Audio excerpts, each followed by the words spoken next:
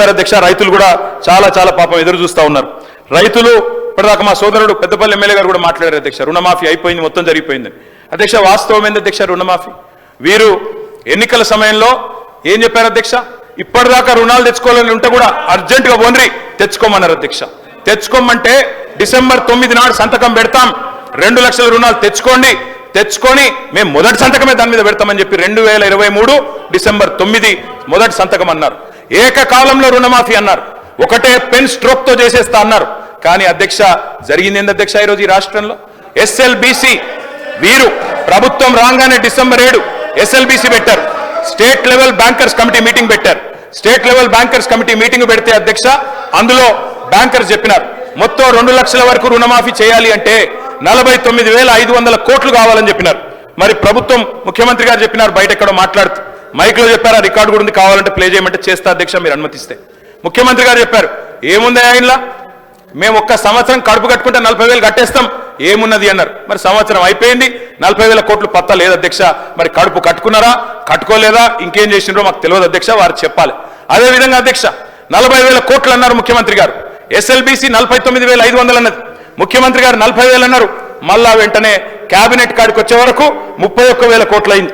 మరి ఎట్లా మాయమైతే అధ్యక్ష లెక్కలు? 49,000కి వెళ్ళి 40 అయింది, 40కి వెళ్ళి కేబినెట్కి వచ్చే వరకు 31,000 కోట్లు అయింది, బడ్జెట్కి వచ్చే వరకు 26,000 కోట్లు. మళ్ళీ ఇలా మొన్న విజయోత్సవం జరిపినప్పుడు మొత్తం జరిగింది 19,000 కోట్లు అని చెప్తున్నారు అధ్యక్ష. నేను సవాల్ చేస్తా ఉన్నా, ఈ ప్రభుత్వాన్ని సవాల్ చేస్తా ఉన్నా అధ్యక్ష, ఏ ఊరికైనా పోదాం రాష్ట్రంలో, కొండారెడ్డి పల్లికి పోదామా, కొడంగల్కి పోదామా, సిరిసిల్లకు పోదామా, ఏ ఊరు వాళ్ళ ఇష్టం, పాలేరు పోదామా, ఎక్కడ పోదామా వాళ్ళ ఇష్టం. ఖచ్చితంగా ఏ ఒక్క ఊర్లోనైనా 100% రుణమాఫీ జరిగిందని రైతులు చెప్తే స్పీకర్ ఫార్మాట్ లో రాజీనామా వెంటనే మీకు ఇచ్చి రాజకీయ సన్యాసం తీసుకుంటా అధ్యక్ష, ఏ ఒక్క ఊర్లో అయినా సరే. అధ్యక్ష ఈ రకమైన బుకాయింపు, ఈ రకమైన మోసం మంచిది కాదు అధ్యక్ష. పావులా కూడా జరగలేదు అధ్యక్ష రైతు రుణమాఫీ.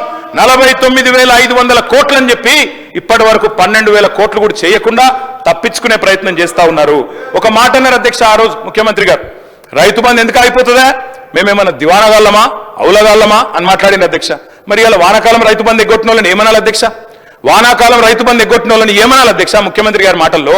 అందుకే అంటా ఉన్నాం, ఒక పంట కాదు 3 పంటలకు ఇయ్యాలని డిమాండ్ చేసిండ్రు, ఆ 3 పంటలకు ఇయ్యాలని మేము డిమాండ్ చేస్తా ఉన్నాం. ఇవాళ నిన్న భూభారతి చట్టం తెచ్చిండ్రు అధ్యక్ష, అందులో అనుభవదారుడు కాలం పెట్టింది.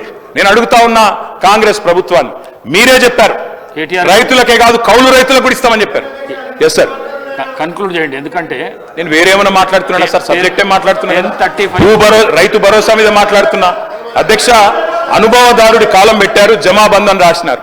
మరి అనుభవదారుడి కాలం పెడితే నేను అడుగుతా ఉన్నా అధ్యక్ష, చెప్పండి దయచేసి, అనుభవదారుడి కాలం పెట్టారు. ముఖ్యమంత్రి గారు ఎన్నికలకు ముందు చెప్పినారు, కౌలు రైతుకి ఇస్తాం, రైతు కూడా ఇస్తాం, భూ యజమానికి కూడా ఇస్తామని చెప్పినారు. ఇవాళ ప్రభుత్వం స్పష్టం చేయాలి, రైతుకు ఇస్తామని చెప్పిండ్రు, కౌలు రైతుకి ఇస్తామని చెప్పిండ్రు, రైతు కూలీలకు ఇస్తామని చెప్పిండ్రు. తప్పకుండా ఇచ్చిన హామీ నిలబెట్టుకోవాలి. ఇంకా చెప్పాలంటే అధ్యక్ష, ఈనాడు పేపర్లో ఫ్రంట్ పేజ్ ప్రకటన ఉంది, నాకు చూపెట్టమంటే చూపెడతా. మొదటి 100 రోజులను ఇస్తాం అని కూడా చెప్పిండ్రు అధ్యక్ష, మాట నిలబెట్టుకోలేదు. ఎన్నికల ప్రచారంలోనేమో అందరికీ అన్ని, ఇప్పుడు మాత్రం కొందరికే కొన్ని అని కోతలు పెట్టే ప్రయత్నం చేస్తా ఉన్నారు. అన్నిటికీ మించి అధ్యక్ష